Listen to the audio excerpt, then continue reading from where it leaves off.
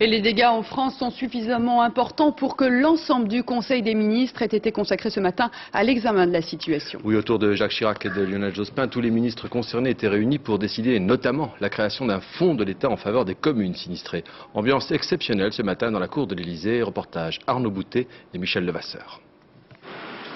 Face à la crise, un Conseil des ministres exceptionnel. Ce matin, on ne parlait que des conséquences des 2 tempêtes et de la marée noire. Depuis hier, on sait que 6000 militaires vont être déployés. À la sortie, les ministres refusaient de commenter les mesures décidées.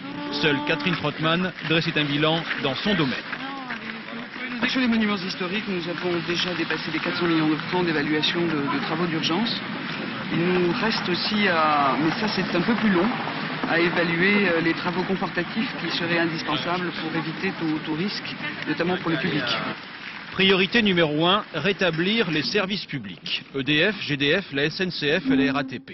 Jean-Pierre Chevènement espère que ce soir, seuls 1 million de foyers seront encore privés de courant. Il y a quelques priorités à respecter. D'abord, le secteur médical, les hôpitaux, les maisons de retraite, les personnes fragiles, notamment les personnes âgées.